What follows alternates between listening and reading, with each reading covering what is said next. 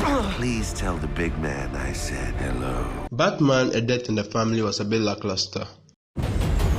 But this is due to the fact that I got a digital version because, boys, we can't afford the Blu-ray version. But we managed to get our hands on the digital version through, means.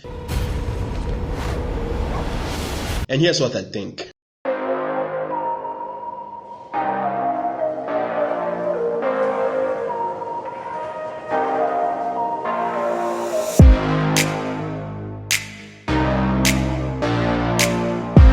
Batman: A Death in the Family is a direct tie-in to 2010's Batman Under the Red Hood animated movie. It's also DC's first interactive animated movie, where we get the chance to determine the course of the story as well as watch Jason Todd's faithful run-in with the Joker and choose how his tragic story plays out. Death in the Family is based on the 1988 comic book storyline of the same name, which involved DC holding a fan voting campaign to determine whether the then current Robin, Jason Todd, would live or die. Fans voted Jason off because they were not fond of his version of Robin, so after a bloody confrontation with the Joker, Jason died.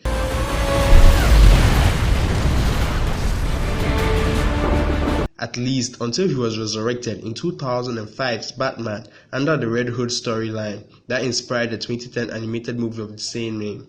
The movie reuses scenes from the 2010 animated movie Under the Red Hood, while adding new animation to the show, some newly added interactions and dialogue to flesh out the story a bit. Well, I'm guessing for the interactive version. 9 or 10 minutes into the movie, we are greeted once again by the infamous death scene, and most of the newly animated scenes were flashbacks because Bruce was telling a story to someone who was later revealed at the end of the animated movie. The movie continues as expected, following the same events of the previous iteration of the movie. And P.S. Jensen Ackles is not even back to voice the older version of Jason Todd or Red Hood in this interactive movie. Is that what you think this is about? That you let me die? I don't know what cloud your judgment worse. Your guilt or your antiquated sense of morality. Bruce, I forgive you for not saving me. But why? Why on God's earth? Is he still alive? This version doesn't really add anything new to the movie except for the scenes at the beginning, where Bruce lectures Jason on how he brutally took out the thugs, and the scene cuts to Bruce remembering his parents, and Thomas Wayne made a statement which I found very intriguing. Well, Bruce, I'm not so sure a masked vigilante would be welcomed in Gotham City. Sadly, they'd probably just lock someone like Zorro in Arkham. And Bruce begins to ponder on whether what he was doing with Jason was right. Unfortunately, Jason overheard the conversation and took off. He is later confronted by Bruce in Bosnia, who was on the case, chasing a lead on Ra's al Ghul. Jason, on the other hand, was tracking Joker, but we all know that Joker wanted him to be there. They put aside their differences and decided to work together. Bruce wanted to go after Raz's men, but Jason wanted to go and investigate the warehouse that led to the Joker. Knowing how dangerous the Joker is, Bruce tries to convince Jason to wait for him, but we know what happens next.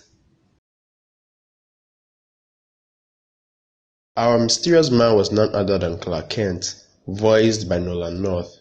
It was a satisfying ending to the chapter of this movie, where Bruce pours out his heart to his friend in order to finally come to terms with everything that's happened so far.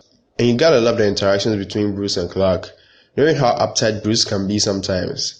Opening up to his friend was a nice thing to include.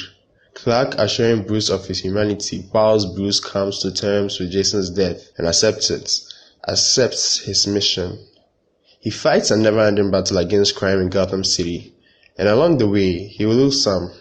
But he can't stop fighting because he doesn't want what's happened to him happen to anyone else. I'm a big fan of Jason Todd and the Red Hood, and I'll gladly take any content involving Jason, but this movie tie-in left me not really caring much, and it sucks because they had so many ways of telling the story as shown in the interactive movie, where we see Jason as a version of Hush, and we also see Red Robin too. Maybe those other stories were good, and we definitely need more animated movies following Jason's adventures. But for now, do your best to get your hands on the physical copy because you are missing a lot. Let me know your thoughts about the movie. If you have the physical copy, let me know your thoughts about that one too. Anyways, thanks for watching. Well, next time I see him, I'll tell the big man you said hello.